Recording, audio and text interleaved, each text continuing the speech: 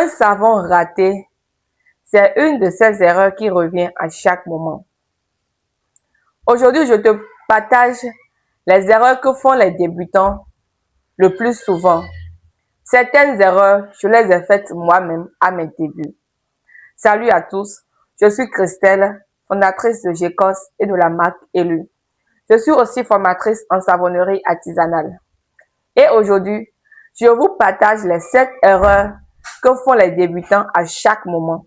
Avant de commencer, like cette vidéo, abonne-toi à cette chaîne pour plus d'astuces. L'erreur numéro 1 que font les débutants, c'est de ne pas utiliser une balance de précision. La saponification à froid, c'est une chimie précise.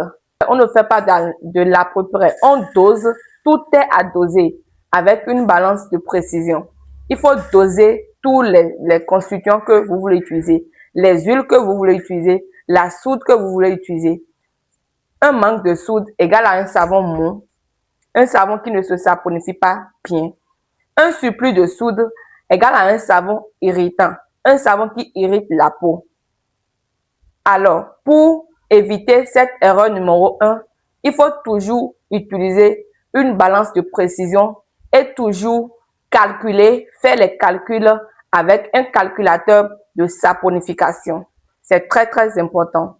Erreur numéro 2, c'est d'ignorer la sécurité avec la soude caustique. La soude caustique, c'est un produit très grave, c'est un produit dangereux.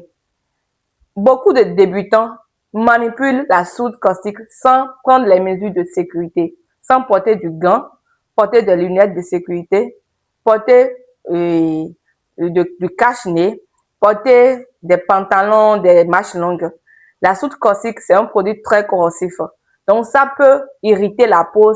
Donc, ce qui est mieux à faire, c'est de prendre toutes ces mesures de sécurité, porter les gants, porter les lunettes, les cache-nez, avant de manipuler la soude caustique. C'est l'une de ces erreurs que les débutants font. Si tu n'étais pas encore abonné, abonne-toi à cette chaîne. L'erreur numéro 3, c'est le mauvais calcul du sucressage. Le sucressage, c'est le pourcentage d'huile qui ne sera pas transformé en savon. Alors, beaucoup de débutants utilisent un sucressage trop élevé dans la fabrication de leur savon en pensant que ce savon sera plus hydratant. C'est une erreur. Ce qui sera le mieux à faire, c'est d'utiliser un pourcentage entre 5 et 8 pour avoir un savon classique, un savon qui n'irritera pas la peau. Donc, désormais, si tu veux préparer tes savons, un savon classique, un savon de corps qui n'irritera pas la peau, il faut utiliser un pourcentage de sucressage entre 5 et 8% afin d'éviter un savon mou, un savon qui ne se saponifiera pas totalement. Erreur numéro 4, c'est de négliger la phase de la trace. La trace, c'est le moment où la pâte à savon s'épaissit et être prêt à être coulée.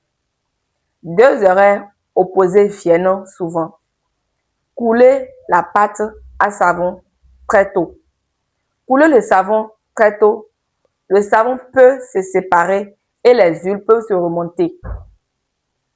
Couler le savon trop tard, le mélange devient très difficile et impossible de faire les membrages, les marbrures, de travailler la pâte. Donc, le mieux à faire, c'est de trouver le juste milieu pour mouler le savon. Erreur numéro 5, c'est de démouler et découper le savon trop tôt. Un savon démoulé ou découpé très tôt, c'est un savon qui ne présente pas une belle forme. C'est un savon qui est très fragile. Le mieux à faire, c'est d'attendre 24 heures à 48 heures avant de démouler et de découper le savon afin d'avoir un savon joli, un savon qui présente une belle forme, un savon classique. Erreur numéro 6. Mauvaise qualité des matières premières. Si tu veux préparer, si tu veux fabriquer ton savon et que tu ne vérifies pas la densité de l'huile que tu veux utiliser, Si cette densité dépasse la densité normale de cette huile, tu peux avoir un savon raté. Ton savon peut être raté. Si tu ne vérifies pas la qualité des additifs que tu veux utiliser, si les additifs que tu as achetés sont déjà périmés ou bien qu'ils soient de mauvaise qualité, tu peux avoir un savon raté. Le, le plus important, l'important est que tu vérifies à chaque fois la qualité des matières premières que tu veux utiliser. Erreur numéro 7, c'est de ne pas respecter la durée de cure du savon. Cette erreur, beaucoup de personnes le font. Je dirais même toutes les savonniers ou bien savonnières le font. Ne pas respecter la durée de cure avant de commencer par commercialiser le savon, avant de commencer par utiliser le savon. C'est une très grande erreur. Parce qu'un savon, ce savon qui n'a pas encore cuit totalement, est encore un savon trop basique. Son pH est encore trop élevé. Donc, le mieux, c'est d'attendre 4 à 6 semaines minimum avant de commencer par utiliser le savon, bien avant de commencer par commercialiser le savon, afin de proposer un savon de qualité à ta clientèle, afin de te laver avec un savon qui n'irritera pas ta peau, qui ne fera pas de mal à ta peau. Alors, ce qui est très très important, c'est d'attendre la durée de cure de 4 à 6 semaines minimum. C'est le minimum ça, pour avoir un savon classique, un savon digne de ce nom.